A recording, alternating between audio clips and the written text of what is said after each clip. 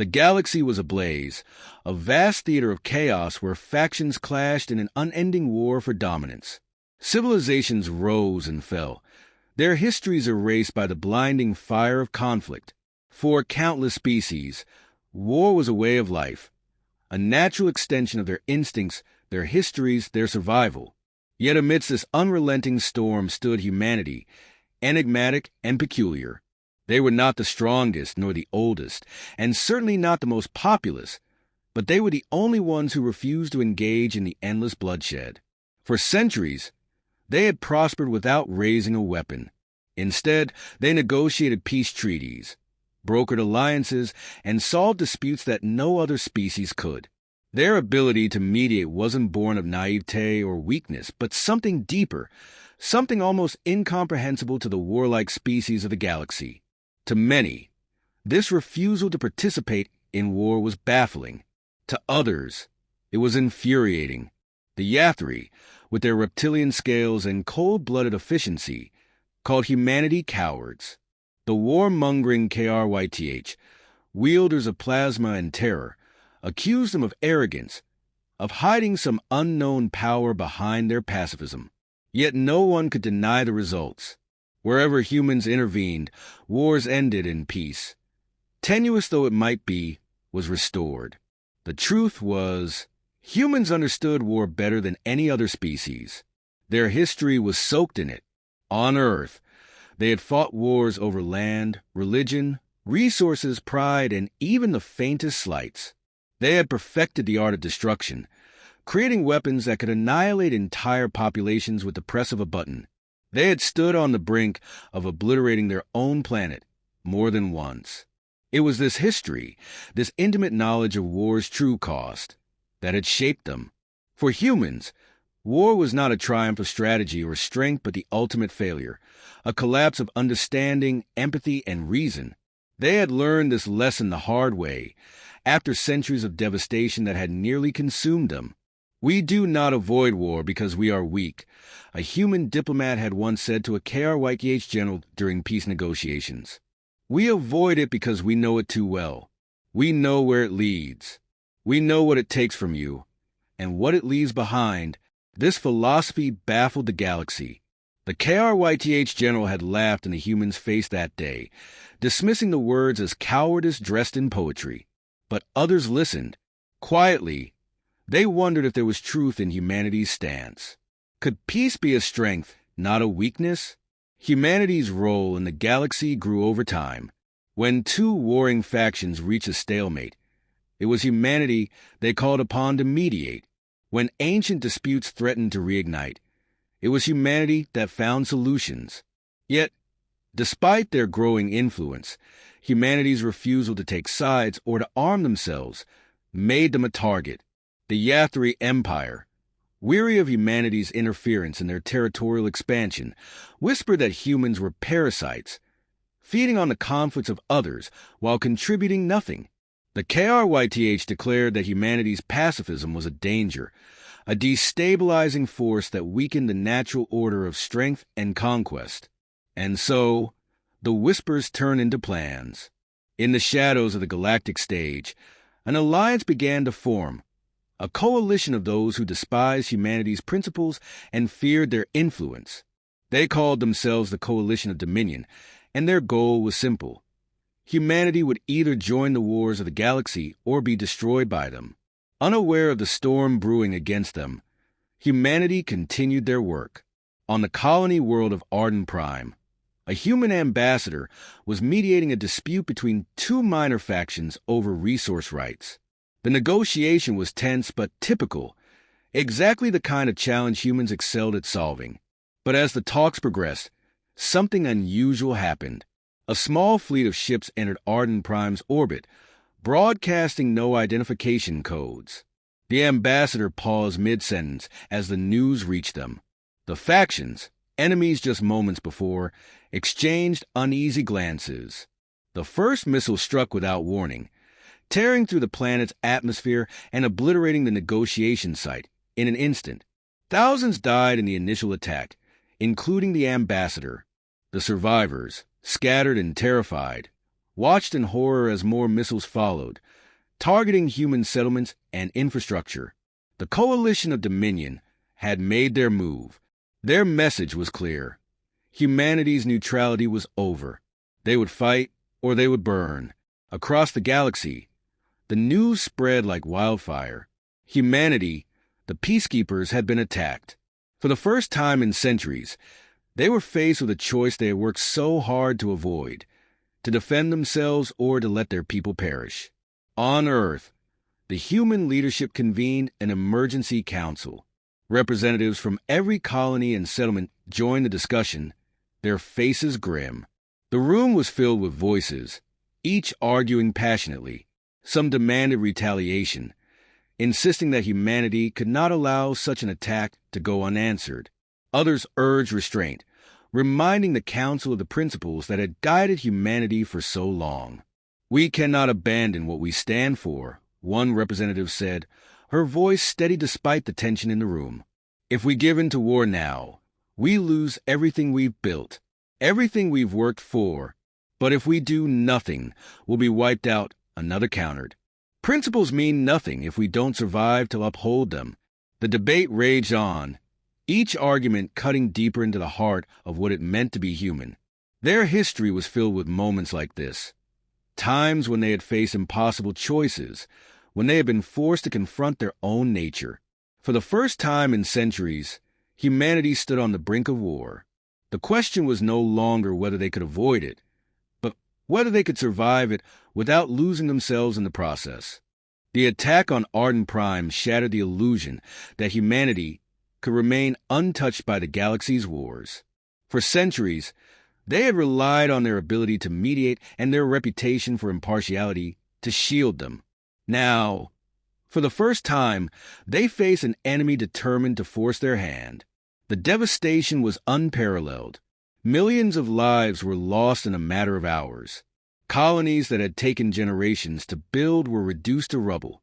Human settlements on nearby planets scrambled to respond, but they were unprepared for such calculated aggression. The Coalition of Dominion's fleets were relentless, targeting key infrastructure and population centers without mercy. Humanity's initial response was disbelief. They had long believed their stance on war set them apart, that their refusal to engage in violence would spare them from its consequences. But now, that belief was being tested. Messages of condolence and outrage poured in from allied species and neutral observers, but none offered to intervene. No one wanted to provoke the coalition. Humanity was alone. In the midst of the chaos, Earth's Leadership Council convened again. This time, the tone was different. There was no room for philosophical debates or theoretical discussions. The threat was real, immediate, and existential. "We have to send a message," one council member said firmly.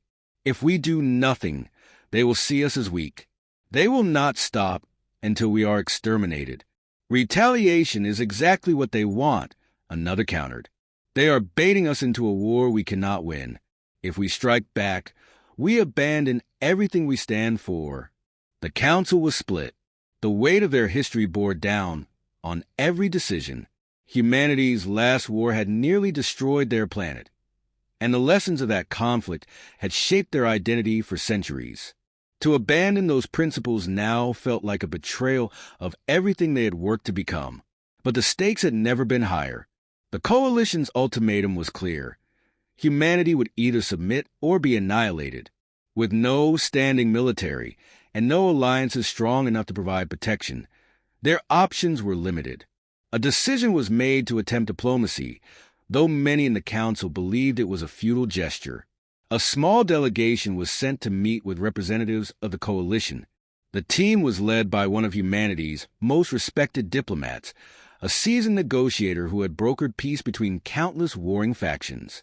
The meeting took place on neutral ground, a barren moon devoid of life. The human delegation stood unarmed, a show of good faith that was met with cold indifference. Across from them sat the coalition's representatives, hardened warriors from species that had known nothing but conflict for millennia.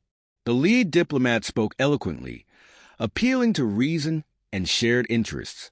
She explained humanity's stance on war. their commitment to peace, and their desire to resolve the conflict without further bloodshed. Her words were measured, her tone calm. But the coalition's response was swift and uncompromising. "You misunderstand us," their leader said, his voice laced with disdain. "This is not a negotiation. This is an ultimatum. You will fight, or you will die. There is no other path." The diplomat tried again, citing examples of humanity's contributions to galactic stability, their role in preventing conflicts, and the value of coexistence. But it was clear the coalition was not interested in dialogue. To them, humanity's pacifism was an affront, a challenge to their belief that strength could only be proven through dominance. The meeting ended without resolution. The delegation returned to Earth, their failure weighing heavily on them. For the first time, humanity's vaunted diplomacy had achieved nothing. As the coalition's fleets continued their assault, public sentiment on Earth began to shift. The images of destroyed colonies and displaced families were impossible to ignore. People demanded action, even if it meant abandoning the principles that had defined their civilization for centuries. Protests erupted across human territories. Some called for immediate retaliation, while others pleaded for the Council to hold firm to their ideals. The divide was stark, reflecting the internal struggle that had haunted humanity since the first missile struck Arden Prime. In secret, a group of scientists and strategists began exploring contingency plans. They delved into archives long sealed, uncovering weapons and technologies that had been locked away after humanity's last war. These were weapons of unimaginable power, capable of devastating entire planets. They had been hidden, not because humanity lacked the ability to use them, but because they had vowed never to do so again. The Council was aware of these efforts, but remained divided on whether to endorse them. Some argued that having the weapons as a deterrent was a necessary precaution. Others warned that even the act of preparing for war would undermine everything humanity stood for. The coalition, meanwhile, escalated their attacks. They targeted supply lines, communication networks, and even Earth's orbiting satellites. Their intent was clear: to isolate humanity, to strip them of their ability to function, and to force them into submission. The turning point came when the coalition issued a final demand. A massive fleet arrived in Earth's solar system, their ships positioned ominously above the planet. They broadcast a message to humanity's leadership: surrender within 24 hours or face total annihilation. The Council gathered for what would be their most critical meeting yet. The room was silent as the ultimatum played on a loop, the voice of the coalition leader echoing like a death knell. "We are out of time," one representative said.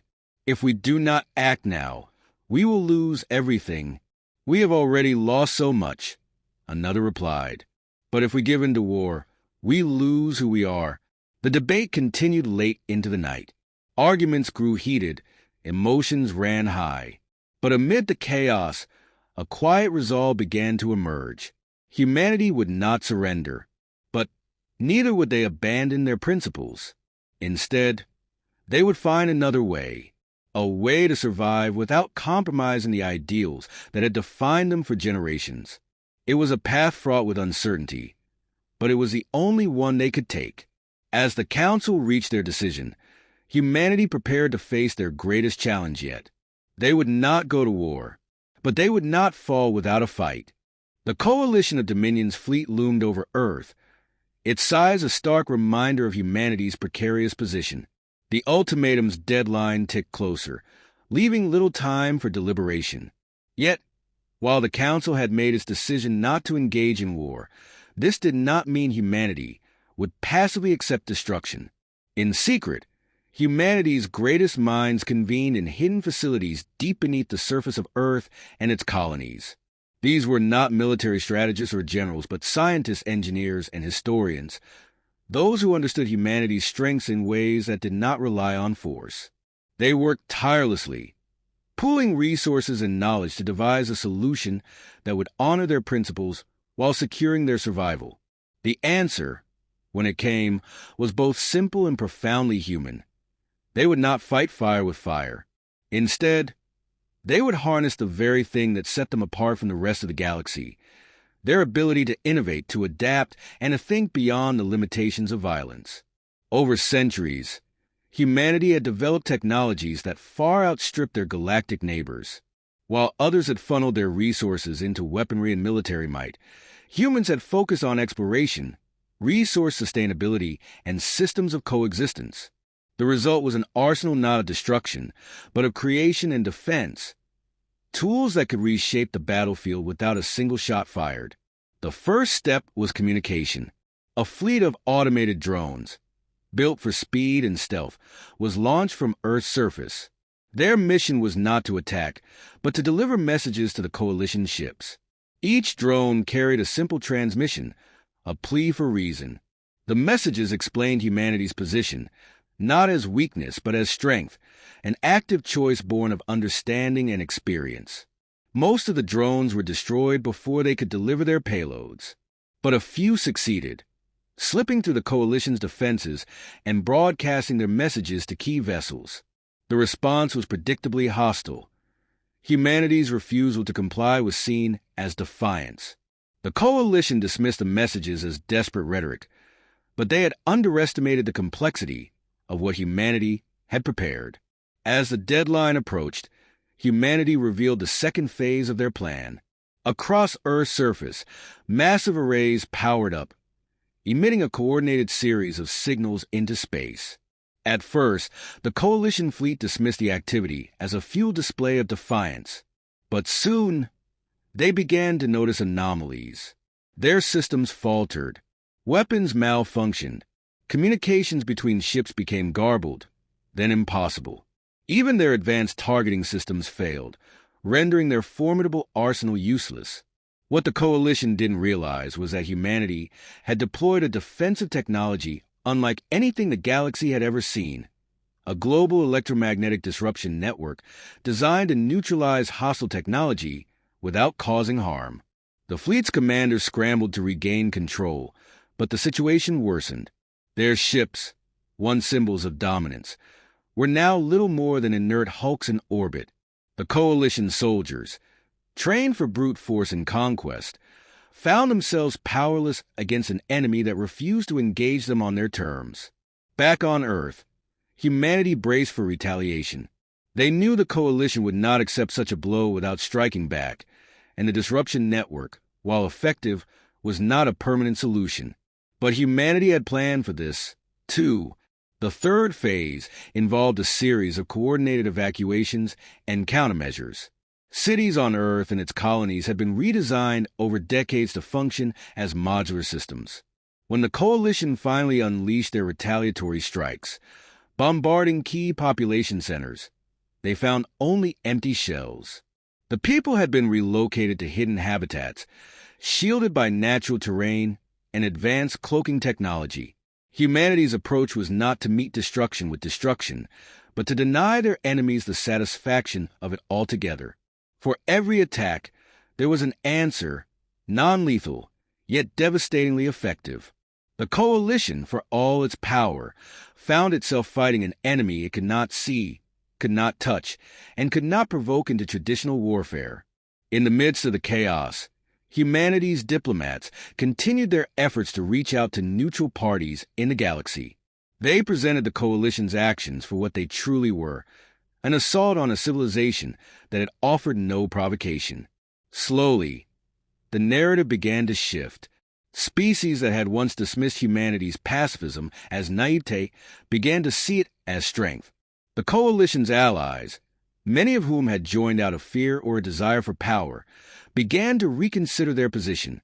Some withdrew their support, unwilling to be associated with what was increasingly seen as an unjust campaign.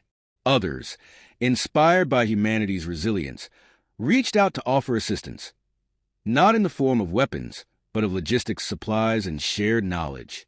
As the Coalition's fleet faltered, cracks began to form within their alliance.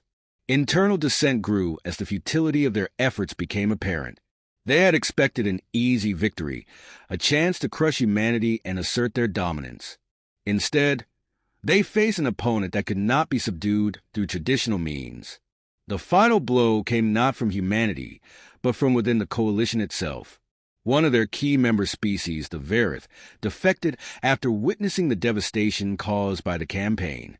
The Verith were a proud but pragmatic people, and they saw no honor in destroying a civilization that had offered only peace. Their defection sent shockwaves through the coalition, fracturing its unity and forcing its leaders to reconsider their course. The coalition's retreat was not a formal surrender, but it was no less significant. Their ships withdrew from Earth's orbit, battered and humiliated. Humanity had not fired a single weapon, yet they had won a decisive victory. On Earth, there was no celebration. The cost of the conflict was still being counted. Lives lost, cities abandoned, resources stretched to their limits. But there was also a quiet sense of vindication. Humanity had faced the ultimate test of their principles and emerged intact, proving that strength did not always lie in the ability to destroy. In the weeks that followed, humanity focused on rebuilding. They extended an olive branch to the coalition, offering to assist in repairing the damage caused by the conflict. Many saw this as an act of foolishness, but to humanity, it was simply the next step in their journey, a reminder that peace was not the absence of conflict, but the constant pursuit of understanding and coexistence. The galaxy watched in silence as humanity once again defied expectation. They had not avoided war out of fear, but out of conviction. And in doing so, they had shown the galaxy a path few had ever considered: the strength to choose peace, even in the face of annihilation. The aftermath of the coalition's retreat left the galaxy uncertain of what would come next. For humanity, it was a moment of reflection rather than triumph. Though they had avoided annihilation, they faced the monumental challenge of rebuilding not only their worlds, but their place within the galactic community. Humanity had proven something that many species refused to acknowledge: the ability to win without war. But this victory was bittersweet. Millions were displaced. Countless colonies lay in ruins, and the scars of the conflict extended far beyond physical destruction. Families mourned those lost. Communities grappled with the trauma, and leaders struggled to address the deep psychological toll inflicted by the invasion. Yet, amid the ruins, there was resilience. Humans had always been a species of builders, of creators, of those who turned adversity into opportunity. While other civilizations might have poured their energy into preparing for the next battle, humanity instead focused on healing and progress. Across their worlds, plans were set into motion to rebuild their cities, not just as they were, but better, stronger, more adaptable, and more interconnected than ever before. Their approach to recovery mirrored their response to the coalition's aggression: measured, deliberate, and innovative. New technologies were deployed to accelerate reconstruction efforts. Artificial intelligence and autonomous drones worked tirelessly to restore infrastructure, while advanced terraforming techniques revitalized devastated ecosystems. Humanity understood that survival was not enough. They needed to thrive, to show that their ideals could endure even the darkest of times. But the galaxy had not forgotten the conflict. The coalition's retreat left a power vacuum, and many feared what would come next. Would another aggressor rise to take their place? Would the coalition regroup and return, more determined than ever to crush humanity? These questions loomed over the galactic community, creating an atmosphere of unease. Humanity's response to these fears was, as always, unconventional. Instead of fortifying their defenses or building armies, they extended a hand of cooperation. Earth's leadership reached out to neighboring civilizations, proposing a series of summits to discuss not war, but peace. They shared their experiences, their philosophies, and most importantly, the lessons they had learned from the conflict. The message was simple: war was not the only path. Humanity's survival had not come from superior firepower or strategic dominance, but from their ability to think differently, to find solutions that did not rely on destruction. It was a message that resonated with many, particularly those who had suffered under the coalition's rule. Over time, these summits grew into something more. What began as informal discussions evolved into a formal alliance, a coalition not of warriors, but of thinkers, diplomats, and builders. They called it the Accord of Concordance, a collective dedicated to the pursuit of peace through collaboration and mutual understanding. The Accord's formation marked a turning point in galactic history. For centuries, strength had been defined by military might, by the ability to conquer and destroy. Humanity's actions challenged that notion, offering a new definition of power: the ability to create, to unite, and to endure without succumbing to violence. The Coalition, meanwhile, was in disarray. Their defeat at the hands of an unarmed opponent had shattered their credibility. Former allies distanced themselves, unwilling to be associated with what was increasingly seen as a failed and dishonorable campaign. Within the Coalition, dissent grew. Some factions called for revenge, while others advocated for reconciliation, recognizing that their aggression had only strengthened humanity's resolve and garnered them allies. In a surprising move, a delegation from the Coalition requested a meeting with the Accord. The galaxy held its breath as the two sides came together, their history of conflict casting a long shadow over the proceedings. Humanity's representatives approached the meeting with cautious optimism, determined to extend the same principles of peace and dialogue that had guided them through the war. The discussions were tense and fraught with mistrust, but they marked the beginning of a slow and arduous process of reconciliation. Humanity did not seek vengeance or reparations. Their only demand was an end to aggression. They offered to share their technologies and knowledge, not as tools of war, but as instruments of progress. The Coalition's leaders were skeptical, but they could not deny the results of humanity's approach. The Accord of Concordance had grown rapidly, attracting species from across the galaxy who sought an alternative to the endless cycle of conflict. The Coalition, once the galaxy's most feared power, now found itself isolated and weakened. As the years passed, humanity's influence continued to grow, not through conquest, but through example. They became known as the architects of peace, a species that had faced annihilation and emerged stronger, not by abandoning their principles, but by holding fast to them. Their story became a source of inspiration, a reminder that there was always another way.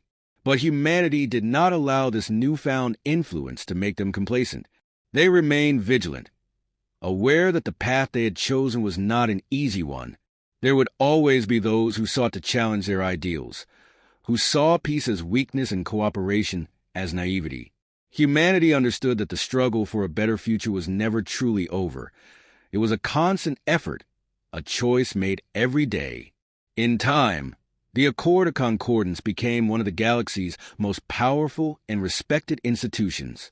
Its members worked together to resolve conflicts, address shared challenges, and build a foundation for lasting peace. Humanity played a central role, not as leaders or rulers, but as facilitators and collaborators. They had no desire for dominance. Their only goal was to ensure that no species would have to face the horrors of war alone. The galaxy began to change. Old rivalries faded as new partnerships formed. Even the Coalition, humbled and transformed, eventually joined the Accord, acknowledging that their old ways had brought nothing but suffering. It was not a perfect union. There were disagreements, setbacks, and challenges, but it was a step forward, a glimmer of hope in a galaxy that had known too much darkness. For humanity, this was the ultimate victory. They had not just survived. They had shown the galaxy what it meant to truly live. Their journey from the brink of destruction to the forefront of a new era was a testament to the power of perseverance, creativity, and the unyielding belief that peace was worth fighting for, not with weapons, but with ideas. And so, as the stars turned and the galaxy continued its endless dance, humanity's legacy endured. They were not remembered as warriors or conquerors, but as builders of bridges, defenders of ideals, and seekers of a future where strength was measured not by the ability to destroy, but by the capacity to create.